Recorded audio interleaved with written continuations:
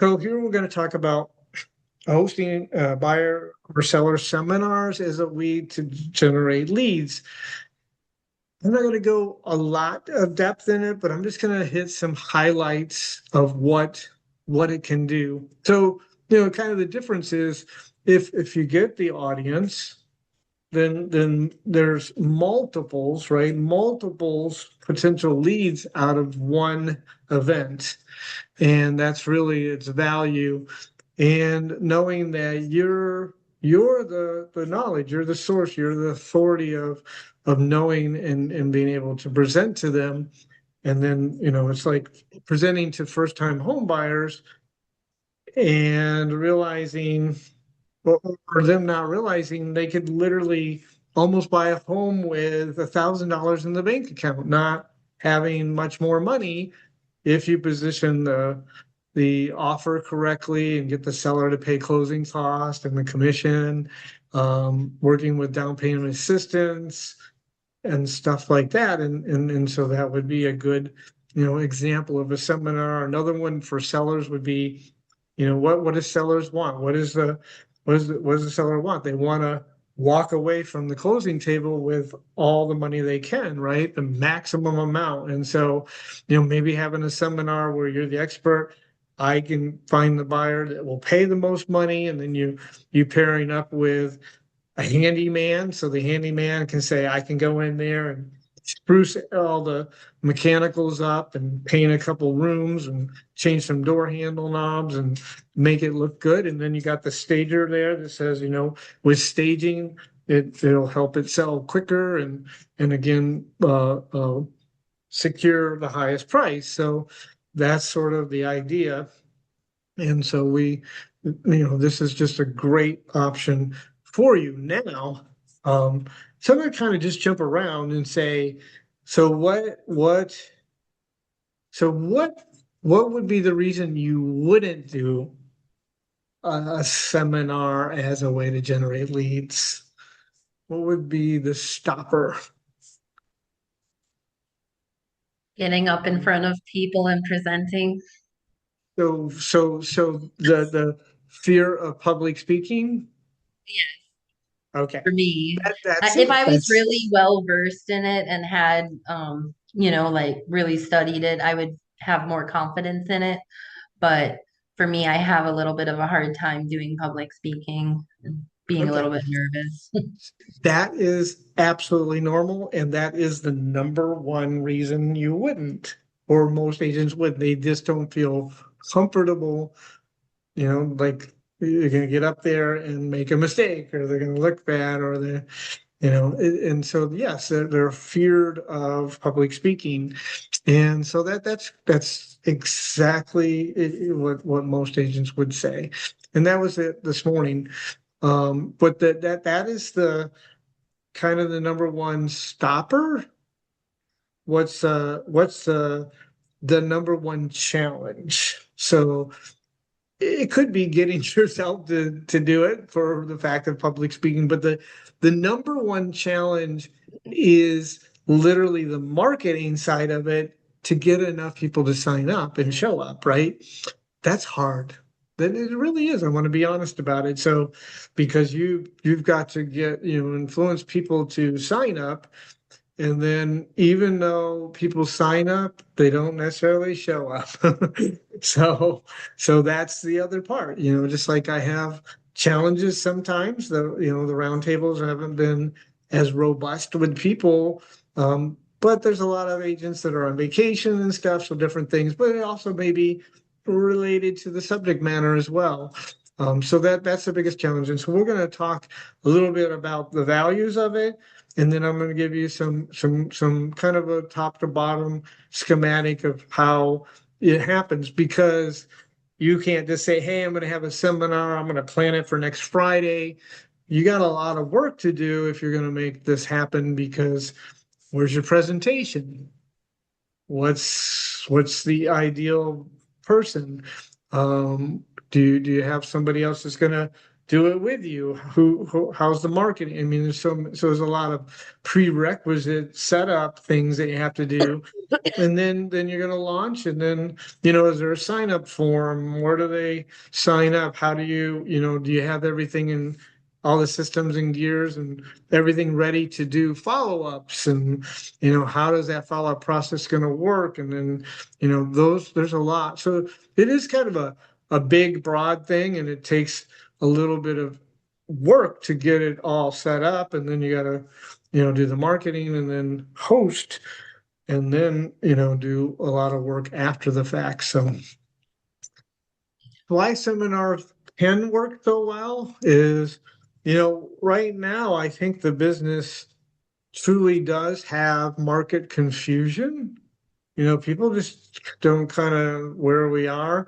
We are getting, and even Florida Realtors came out with it, I think today or yesterday in my email that says that there's been an increase in transaction volume for like the last 4 months straight. So business is picking up.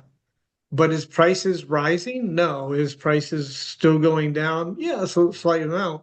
It's just we have so much inventory, but we do have this situation going on where buyers have said, I've been waiting since 2022, and they're just, thinking that the bottom's going to mark out, or the interest rates are coming down, or blah blah blah blah, and nothing's. It's kind of just kind of there now, right? Nothing, no interest rates are really dropping, and the inventory's still there. So consumers are overwhelmed with market confusion and uncertainty in today's real estate landscape.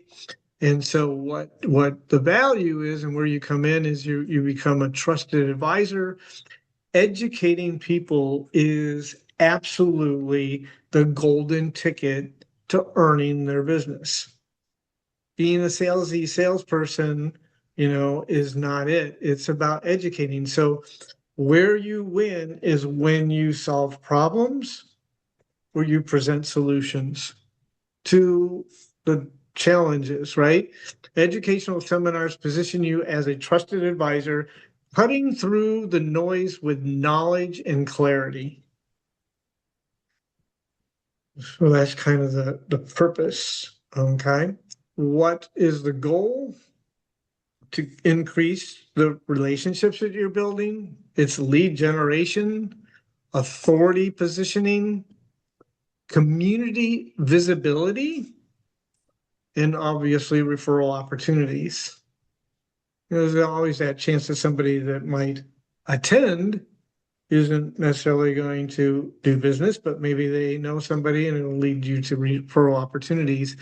Community visibility would be, especially if you some of these you could be presenting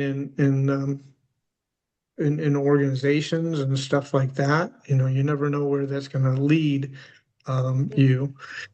But at the end of the day, what is the magic ticket? It's, I need a customer, I need a buyer, I need a seller, I need customers, and that's what you're looking for, is customers to serve, and building relationships as well.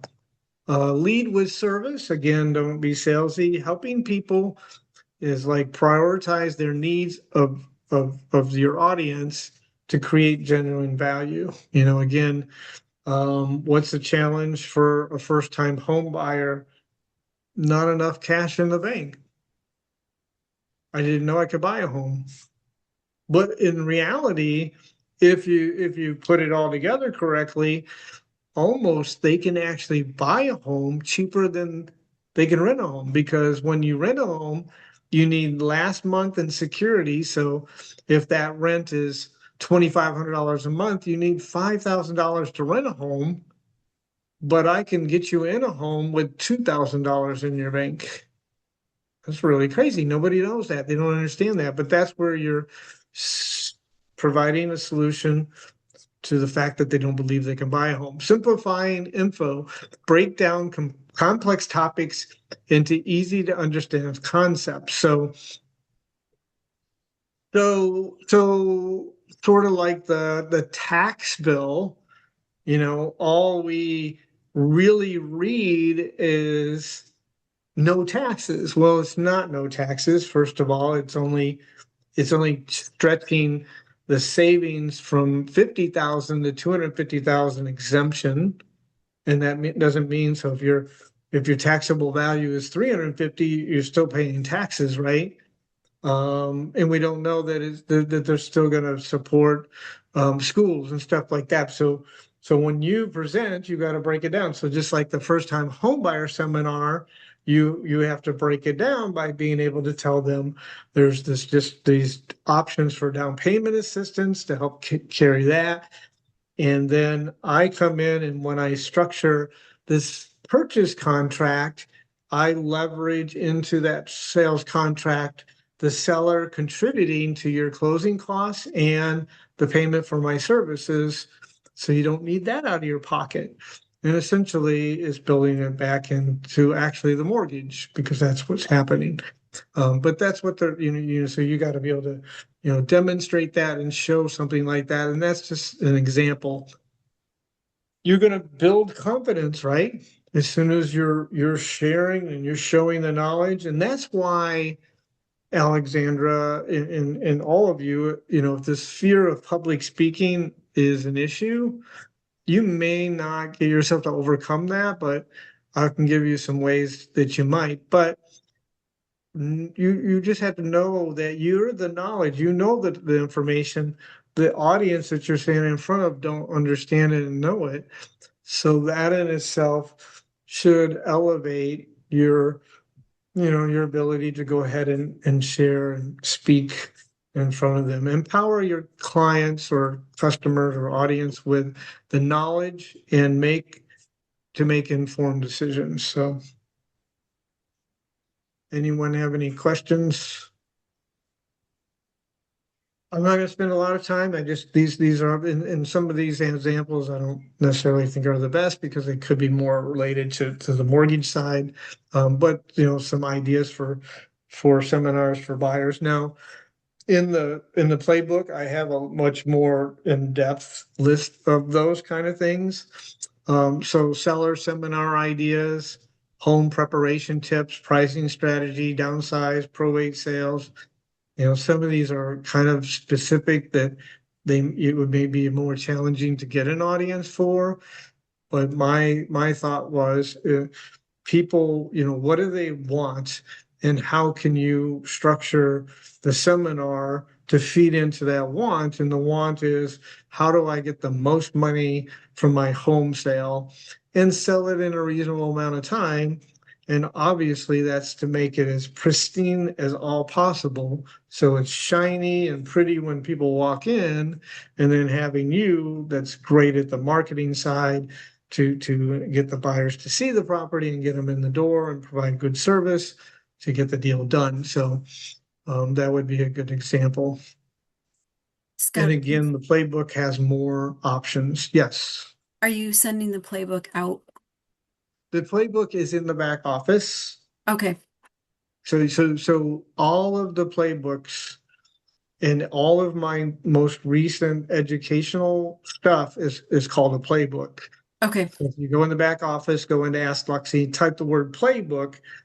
As I put them in there, the newest thing that add to it will be at the very bottom. Okay. We'll scroll down to the bottom in that playbook, the playbook for Fund for Profits that I just did. But I think there's now 16 playbooks and I got more coming. So, think like a trusted advisor. Consumers appreciate and are attracted to education and clarity far more than aggressive sales tactics. If you're just going to get up there and say, why should you work, choose me as a real estate agent, it's not going to go very well. Just like I'm doing here, I'm not trying to sell you on staying at Florida Luxury Realty. I'm educating you. And just because I do a good job educating you, that is the glue that keeps you, right? Because I train you, I keep you motivated, I help you be successful, versus being just, oh, call me when you have a problem. that's not very proactive, that's reactive. So being proactive and always offering and giving you content that helps you and better yourself and grow and further. That is the way, that is always going to be the way, and that's the way I want you to see things is how can I help you? How can I help you? What can I tell you to make a difference? Kind of approach. Community positioning seminars build visibility, authority, and long-term trust within your community. So, you know what? Anyone could be a real estate customer, right? The owner of the insurance company, the the guy that puts gutters on houses. You know, it's just anybody, right? And so even where you're involved in maybe a chamber of commerce or something, and you go to, you know, some of the activities and you're going to do a seminar, you could present that flyer to the people in these activities in the chamber and said, hey, you know, I'm doing a seminar. Maybe you're not quite on the radar to sell your home, but you know, you're welcome to come. Or if you happen to know somebody that is, you know, give them this flyer or get me in touch with them and I'll make sure they're invited to the seminar. So that's it. And so you're extending your visibility as an expert in your field, and based on the subject matter that you are promoting, your expertise in that particular category is elevated. Last week, what did I do? I know, Alexandra, you were there, and I went around and said, who's your ideal customer? Right? You know, who is it? And most of you said first time home buyer, right? What's your ideal type of property that you would like to be more involved in sales transactions with? So that kind of leads to, well, if I was doing seminars, would I do seminars that fuel the opportunity for that ideal customer, right? So this is a way you can position getting that ideal customer is by focusing your topic of your seminar to that particular buyer, seller, property type, whatever it might be. That makes sense. Here we go. Live, in person versus webinar. What's the difference? So Diane, Gail, Alexandra, not so much Liz, but a lot of you have been in the roundtables at the office, and so you know, it's sort of a different dynamic when we're in person together versus on this webinar, right? It's not as personable. You know, it's not bad, but it's not as personable. And so I feel that in person is stronger because what you are trying to do is build, you know, a rapport and a connection. Obviously, we could walk up and see each other and I could shake your hand and, you know, we could chit chat a little bit. But so it becomes more valuable to build a stronger connection with the attendees. Though, you know, if I had 45 agents that wanted to come to a roundtable, we would have a problem, right? I don't have that many seats. I have half of that many seats. So, you know, that's the negative, you know, that, you know, there's not as much available seating. However, you know, if you ever achieved doing a seminar and literally got 40 people, that would be so amazing. And you probably could find a facility to seat that many. But, you know, I think in a reality, most of you know, your goal would probably be to have, you know, 10, 12 people at a time. So it wouldn't be too far fetched to find a facility for that kind of people. Now, limited geographical reach, you know, it's like, you know, hey, Liz, you know, I'm doing a seminar next week in Tampa. I want you to come. You're like, yeah, right, Scott. Do you got a webinar for that? Because I'm in Tallahassee. So, you know, that's a limitation maybe for in person. However, you know, for the most part, our geographical reach is our market. So it's not really not going to be that particular dynamic isn't going to be a problem. Whoops. I don't know if I can go back. Okay. So webinar So lower access to creating rapport with attendees. I can kind of do as best I can, but if I do it as a webinar, I'm going to have to be, I think, extra convincing of myself than I am as an in person, because you don't feel as connected with the host of a webinar. Like, just share the information with me and then I'm out of here. So ability to host unlimited attendees. But that's sort of a problem too, because as I present to the four of you, I can kind of be more interactive and say, hey, Alexander, blah, blah, blah. We want to have, 100 people online. Then people aren't going to want me to be doing too much of that, because, like, you know what? It's dinner time. Let's get to the point. Give me the bullet points. I'm out of here. Okay. So increase the geographical reach, so I've doing the Zoom as a platform because I know some of us can't make the roundtable, and then others of us, like Liz, it's just not feasible. So I want to make sure I do that as well. So it could be a situation where you create a good solid presentation and a subject matter that does draw some attention. And you might do like I do. You might have a in-person and a webinar version, and maybe kick the webinar version off where you had some registered people that for some reason just couldn't make it that time and day to the live one, and say, hey, no problem. I'd still love to share the value of the information with you. How about coming on my Zoom? I'm going to do the Zoom one in 1 day or 2 days from now, and maybe that could be a backup opportunity. The big thing about this is building everything, because I'll be honest, to build these seminar or the content for these sessions, I spend I'm going to just tell you, I spend about 10 hours every week to give you a 1 to 1.5 hour presentation. So it's big, it's hard, it's a lot.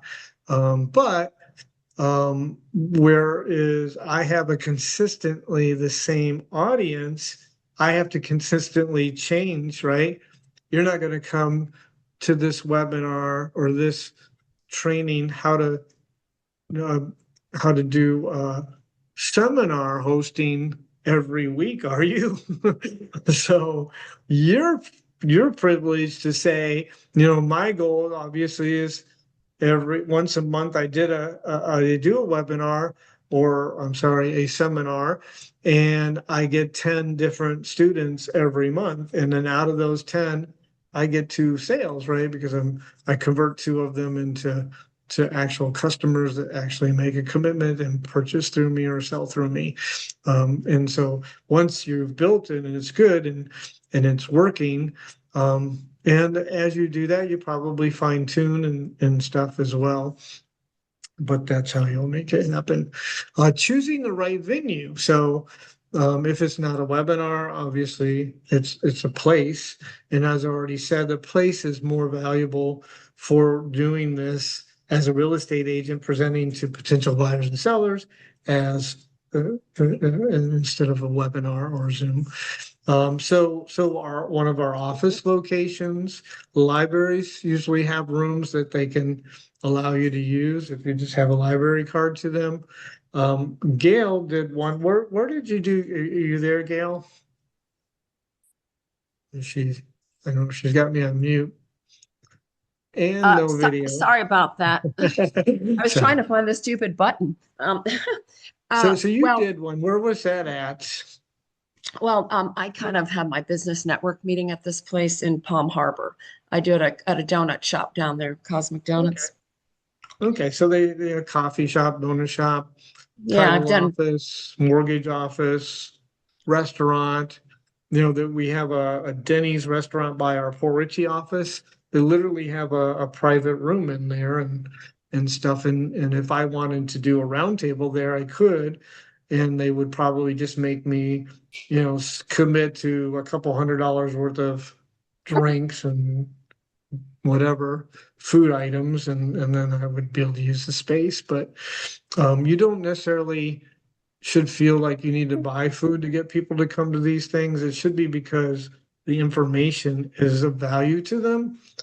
So I'm not a fan of you spending a bunch of money to get people in the door and buy all this foods and stuff like that.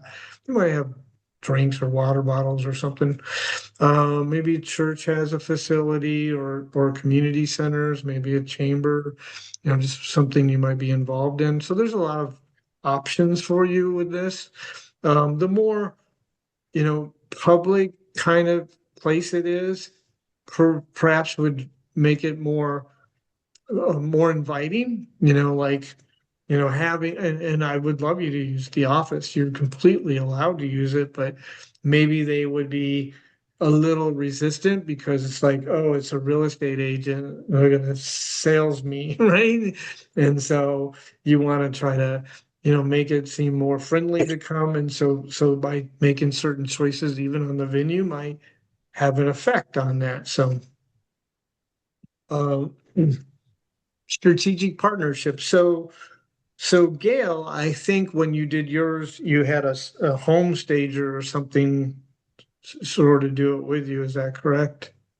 No, I Something, I somebody. actually had I introduced the people as my team, my title person that I had, Okay. my insurance person, and my home Okay. inspector.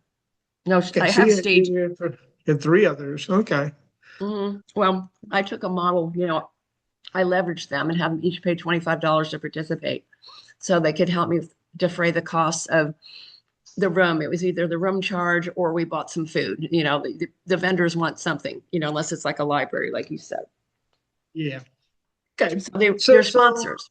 yeah, but they add a piece to it, right? Because the Credibility. information of the services they provide kind of fit together like a puzzle piece, just like the example I gave you.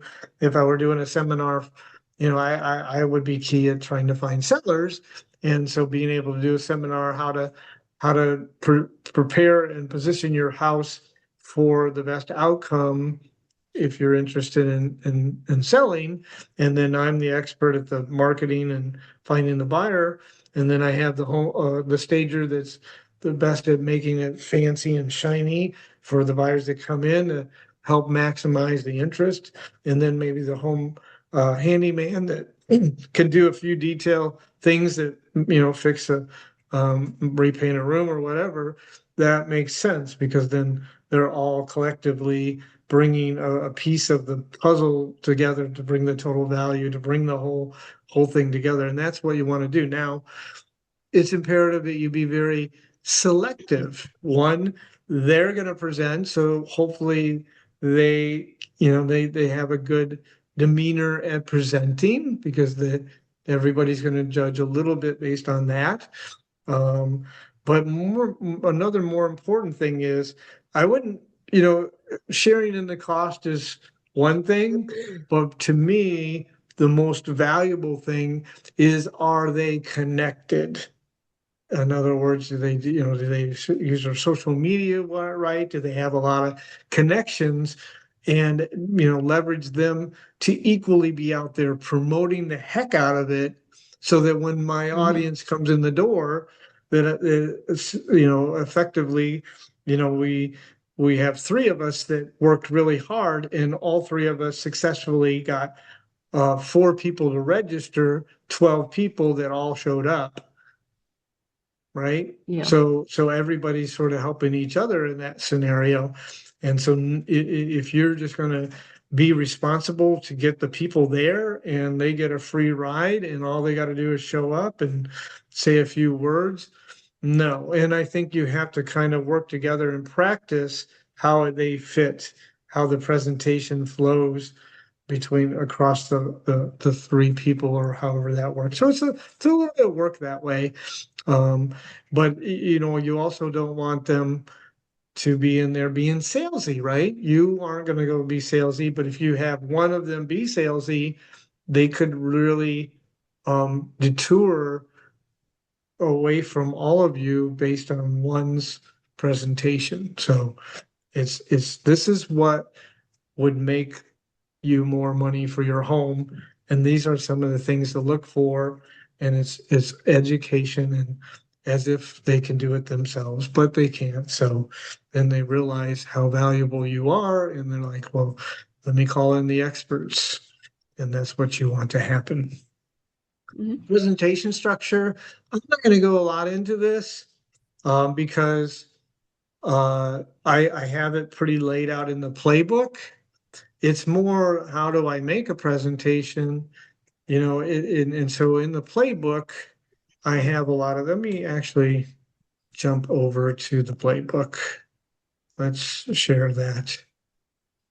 Here's the playbook. So the playbook is literally goes in the values and stuff like that. But when we get down in to, and here's some sample topics for buyers and sellers. Okay, so how to create stunning buyer seller seminar presentations. And so this is what the goal of the presentation is: to build credibility, position you as a local expert, ultimately to generate the leads through the process of creating trust and seeing somebody up on stage that could make a difference for them, that they could value from. And that's what you want. So here are, we know a little bit about AI. AI literally can actually write you the whole seminar, and then you just personalize it and tweak it a little bit, but it's all going to be just text in black and white and bullet points and stuff like that. But then you can pull them into, so like Google Slides or something like that, and have its AI, kind of pretty them up and put pictures and stuff like that in there.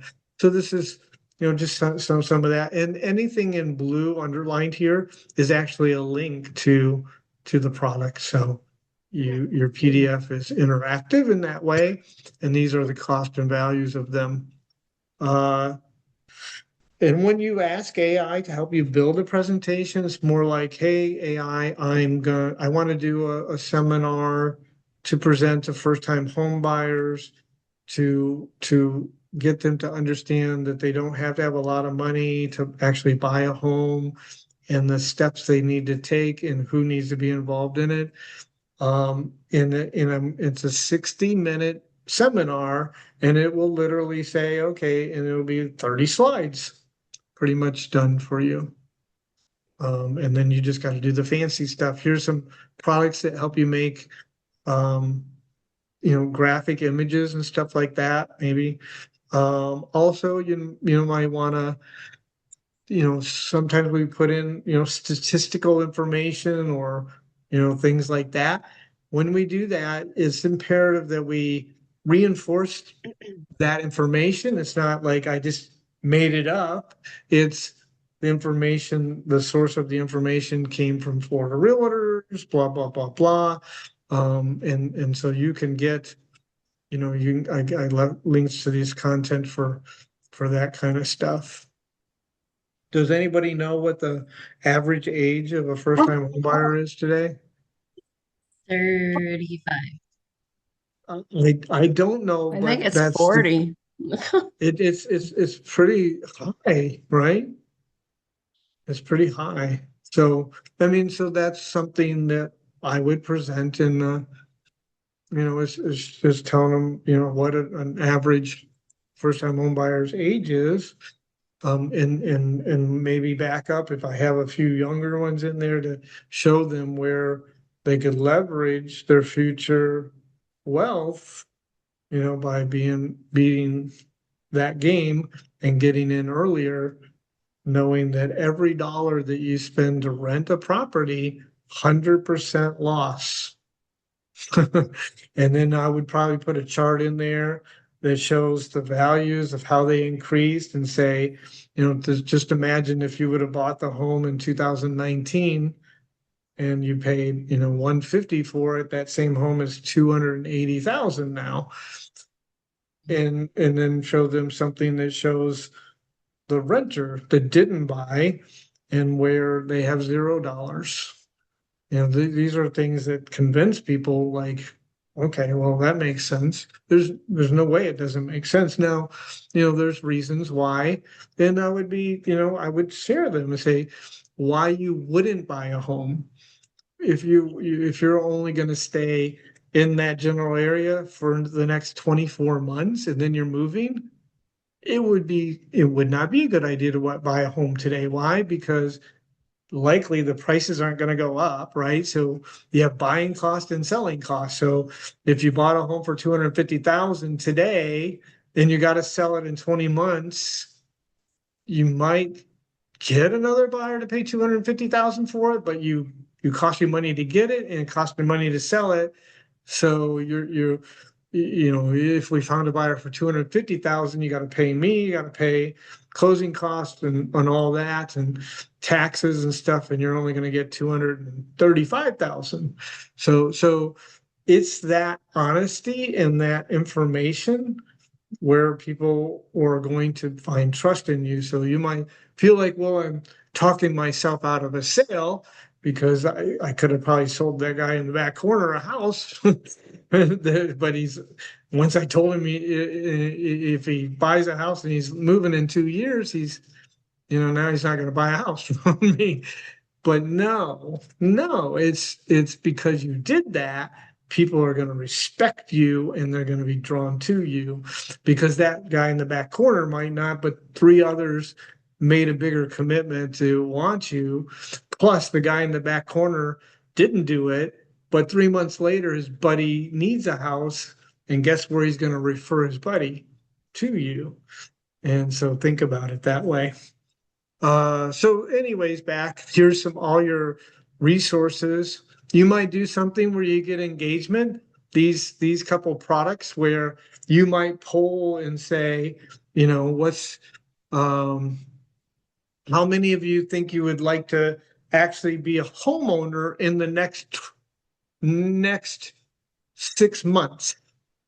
And then it has a little QR code on the screen. They scan it with their phone and they can answer it right on their phone, and it's interactive. And then you can say, well, it looks like 50% of you are interested. Well, that's great. I'd love to hear that number because, okay, out of the 12 people here, 6 of them need to be buying a house from me, and it's cool like that. So using your Lofty and your Linktree, into your products, using QR codes. And then there's just a lot of tips and strategies. If you looked at my training materials from 7-8 years ago, I literally wrote paragraphs on the slides. Well, that's not right. I mean, people are not going to sit there and read all that. And so slides should have fewer than 10 words. So if you look at the slides now, I hardly have any words, right? There's just a few. Maybe I don't have enough visuals on there, but there should be visual impact. And then a 30-point font size. So these are all just the ways to build these things. I'm not necessarily going to build your presentations for you. But what I will do is review your presentations. I have no problem helping you and giving you some good concrete ideas on things that you might be able to do to make them more impressive. The one Gail made, I loved it because it was more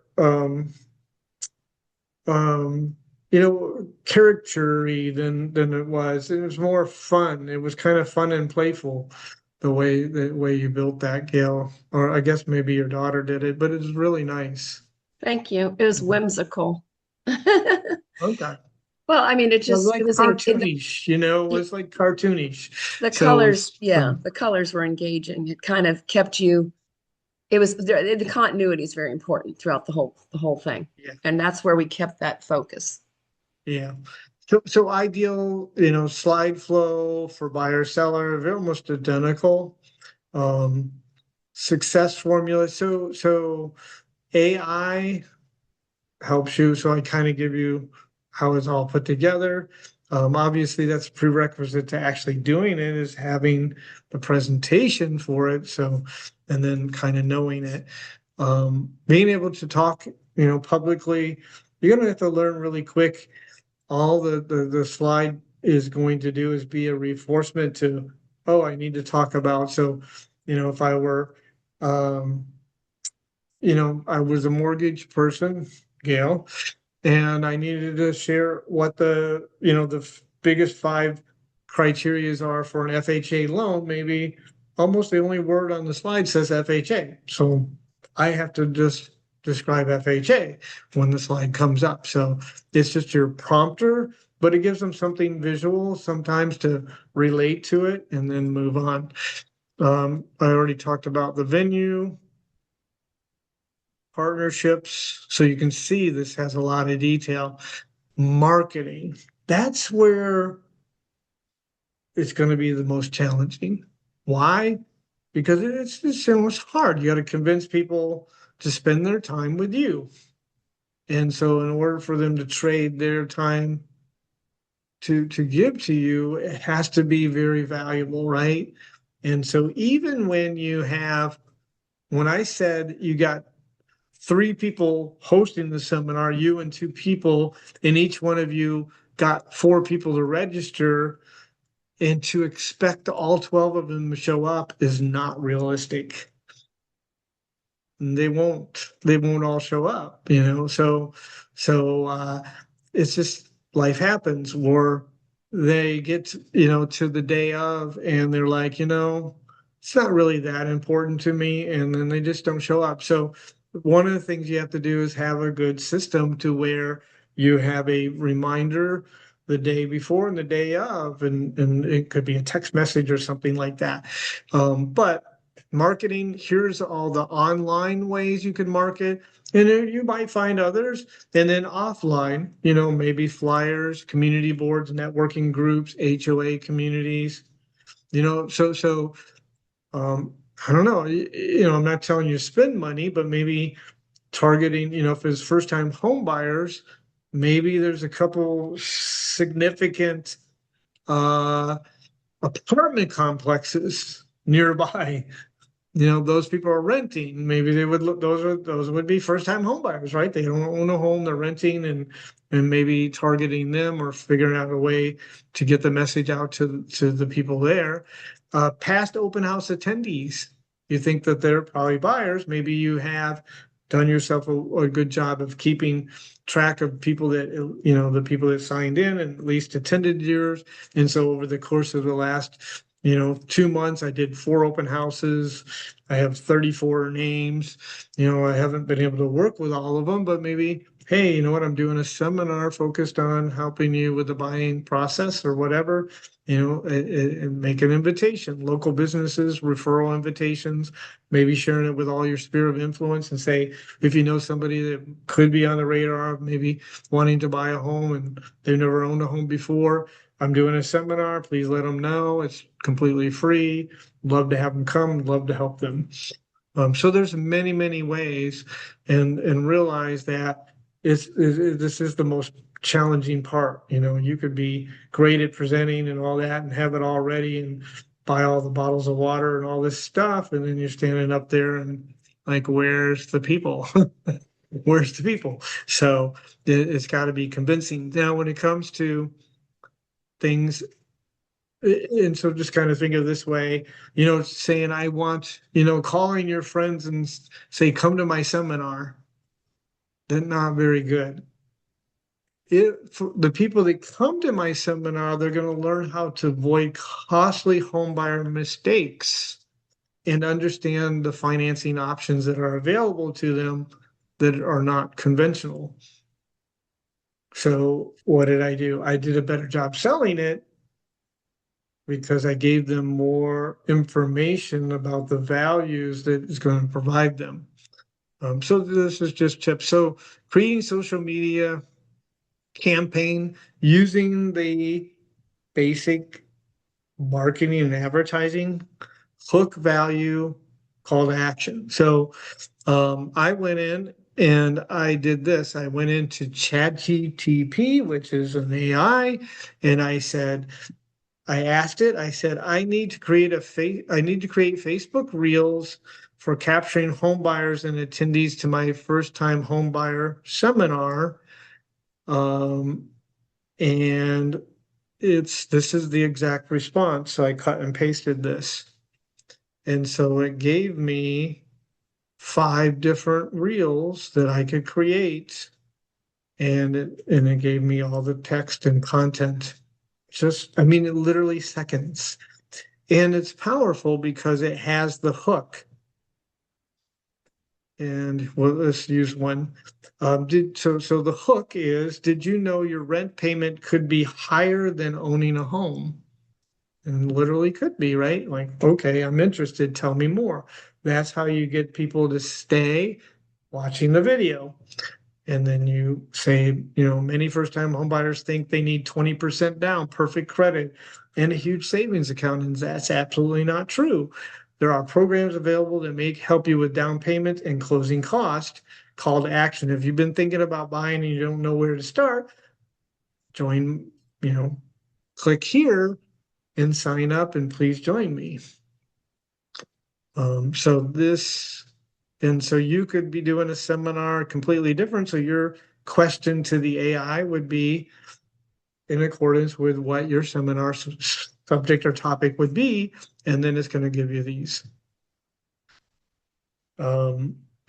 These are videos, folks. And so they're the most powerful, and I've been playing on social media with video, and I'm going to be doing a new social media marketing class in August, and I'm going to be presenting my own true real results doing it. And so I am trying all kinds of things, and I'm going to show you all the good things I've learned, and I'm getting significant amount of interest in my posts because of it. So there's a lot of examples there.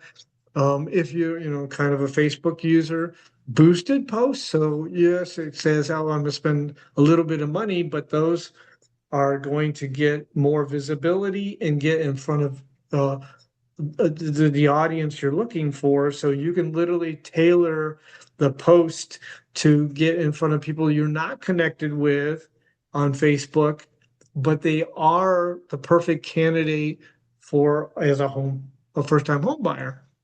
And that is incredibly powerful and very inexpensive. And you can literally set your budget. So you can say, like, I want to do this for 10 days and I want to spend $5 a day. So that's $50. It could literally be 7 or 8 additional registrations for almost such a tiny fee versus, do you know how much it costs to send a postcard these days? And how effective that would be. No. So it's a really good way of potentially spending a few dollars to get more people. Video editing. So if you're playing with video, and I'm not here to teach the video and social media stuff, but there's enough content in here for you to do. But maybe playing with some of that. I have familiarity with CapCut, so I'm naturally going to put more information about that just because of my own knowledge of it. Somebody in the room today said they're using Canva for video editing, and I'm not familiar with that, but if you got a Canva account, maybe you don't need to get a CapCut or something else. That alone would do it. But sometimes you might want to tweak it with a little background noise or something, or auto captions or things like that. Ways to improve your reels, captions. Make sure your hooks are very powerful to get their attention, like something that they didn't realize could be done, and say that this is what could be done, and this is a little bit about that, and this is how you learn about everything, is signing up and attending. So that's all in here. Recommended video creation system. This is the steps. Registration and lead collection. So you need, have a way to collect the leads. So, these are some of the tools you can create in Google Forms. I think before I would do that, I would actually, and I didn't name it in here, but the Lofty system has landing page creation for forms. And the cool thing about that is once you create that, the leads are going directly into your Lofty, and so that you can sort of have some after the fact communication with them or the reminders to attend. Eventbrite. So I would put my event in different products. So Eventbrite is free. Facebook, you can create events in Facebook. That's free. And when you share the link within the Facebook, so let's say you did the marketing piece or the reels in Facebook, when you keep people inside the Facebook and say, click the link and it stays in Facebook and goes to the page where the event is in Facebook, it will allow more views of that post versus you having a post that says, here's my event and click here and it sends them out of Facebook. That type of post, Facebook will say no visibility. So kind of keep these techniques in mind. The structure, we kind of talked about that. Building trust during the event. I'm not going to kind of do a whole lot more here because I'm going to give you an opportunity to read it. You got to make a decision that you'd be interested in, using hosting events as a product for your business and stuff like that. I talk about some of the mistakes that might be made.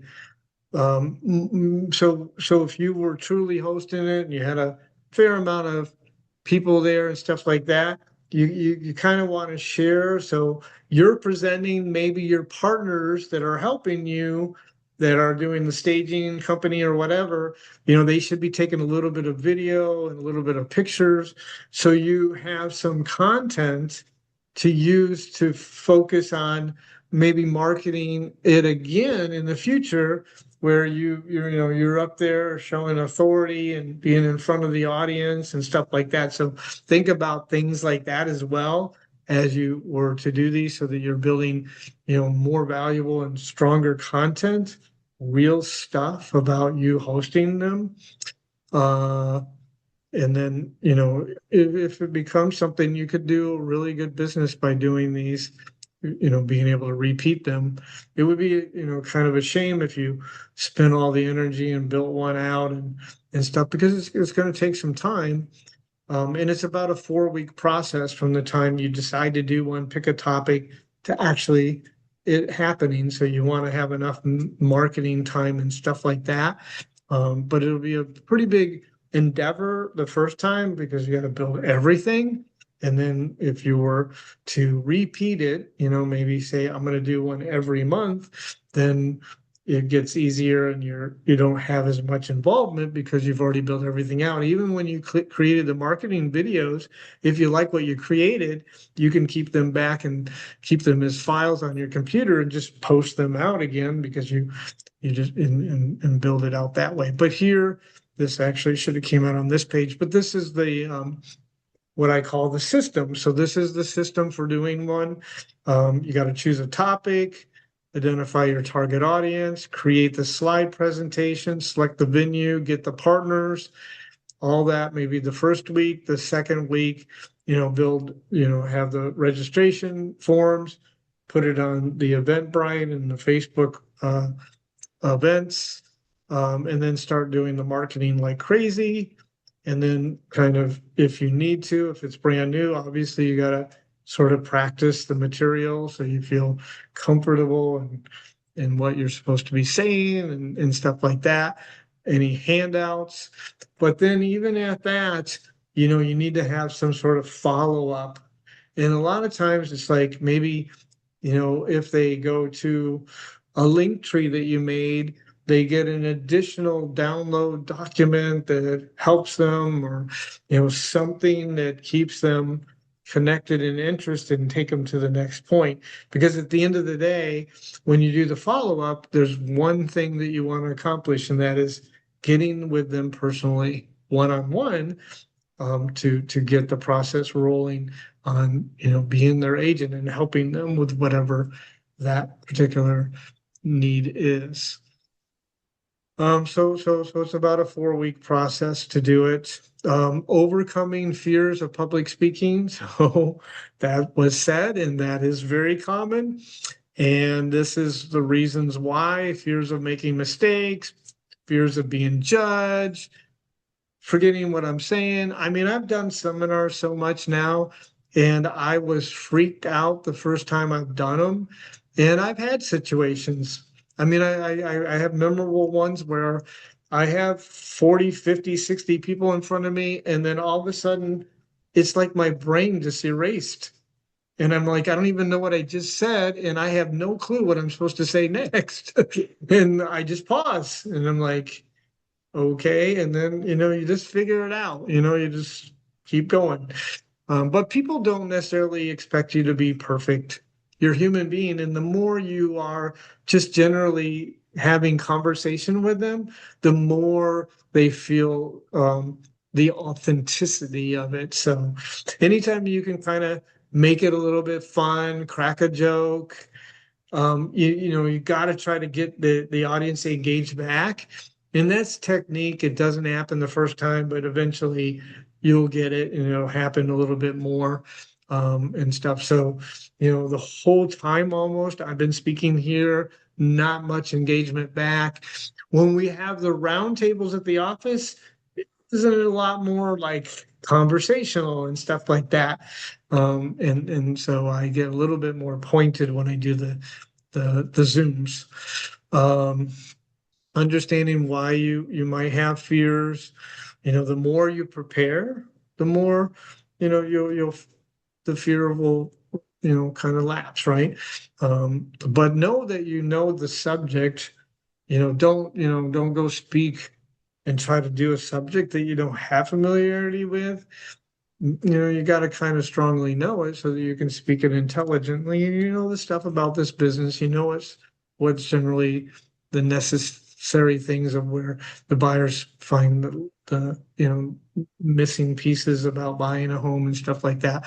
And that's what you want to present. So, um, don't memorize. I the first ones I ever did, I tried to memorize and stuff. And that's not authenticity. That's doesn't look good. It's more, the word FHA goes up on the screen, and I know FHA loan, you only need 3.5% down. The home has to qualify, has to be in good condition, da da da da, and you just be able to speak about it, right? But be engaging. What if I make a mistake? So I give you a lot of that kind of content here as well, on your stuff. So that is actually the end of the playbook, but that's most of the material. And just having that, and this isn't necessarily everybody's plan for how they're going to get their customers. But at the end of the day, it is an option. And if you might be interested in pursuing it, I want to make sure I give you everything possible to make it work and succeed. And that includes, if you make a decision to do it and you want to bounce something off of me or get some more insights one-on-one, bingo, I'm all for it and stuff. But I do think it is a viable thing. And I think successfully Gail secured, or at least concreted a few customers from doing hers, if I know that right. Is that correct? Yes. Frankly, I mean, I blasted this everywhere. Maybe next time I do more of an ad or something like that. My takeaway from this seminar that you just gave was that whoever I am working with, the vendors, my home inspector, the others, they need to be doing more on the marketing end because it just can't be me. I mean, they did. Luckily, I've worked with them before. So I knew their strengths and weaknesses, and I was able to facilitate, like I said, the continuity. Everyone kind of flowed. We had a question and answer period. I thought it went really well. But I do think that if they're going to get some promotion out of this, because, this is a parasitic business, as you know, Scott. Everyone's trying to eat off, it's like we're like chum to Well- sharks or something. Anyway, they all want something from us, you know. I mean, I give the title, you know, people, I give the, you know, the other people, the home inspectors visit. Not much of it flows back my direction. So I'm going to be a little more forceful when I do my next one, where I'm going to say, hey, really appreciate what you did the last time. It's really great, but I really need you to kind of pump this up there too, because the more business I get is the more business you get. Hear So, me. so otherwise they're feeding off of you. Right. And I can't have So, that so happen. you're bringing the leads Right. and they're and for a small $50 fee, they're trying to get the customers off of the leads you brought to the table. And Yes. that's not fair. That's not Right. a partnership. Well, that's why I had them They each should be pay 20. bringing as, Yeah. as many people in the door as you did. Right. And so everybody wins, Right. right? I mean, I Um, did have them pay something toward the venue fee or food fee. And they did a great job, but yeah, I mean, I think I probably won't have the title person the next time because, you know, that's really more for the seller seminar. You know what I'm Exactly. saying? So, and Yes. I kind of felt like she felt that way, but she's a business partner of mine in my network Mhm. group. So anyway, but you know, I like the idea of Yeah. staging, but that's more seller side. So perhaps maybe like I liked your idea of the handyman or, you know, someone who could talk a little bit more about, well, I do loans at home. So I don't have a loan person because I am the loan person. So, but Yeah. obviously you'd have a loan person there or, you know, and Yeah. home inspection Mhm. and, you know, that kind of stuff. Yeah. So you just think about it, what could you utilize, but you need to spend some time with them to say, get a sense of their abilities at presenting and stuff like, because one of them could kind of sabotage the whole experience if they don't have a good demeanor at presenting and they don't do it the right way, because I'm teaching you to do it by truly being an education and a source of helpful information. And I see way too much that, they don't get that and they just want to go in there and, like, I'll give you guys $100 off my home inspection and da da da da. I'm like, no, they need to understand what you look for and why it's important, the difference between, deferred maintenance versus a broken item, and why it's important and what can be hidden problem, that kind of stuff. Real truly educational, the value of the inspection process, and stuff like that. So hopefully, I gave a good overview of the possibility you have for this. Whether you take it to the street, I don't know. That would be totally up to you. I don't make those decisions, but at least I think I gave you enough content so that you